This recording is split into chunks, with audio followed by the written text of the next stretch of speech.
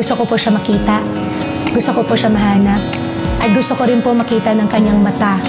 Gusto ko po makita sa mata niya na sabihin po niya sa akin, mahal niya ako. Kung mababalik ko lang ang oras na inamin ko sa'yo,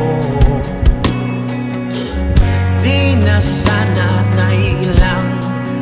Paano nga ba maayos ito?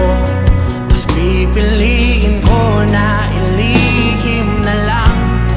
Basta't nakakausap ka't napangmamastan, nakikitang iyong ngiti sa malapitan.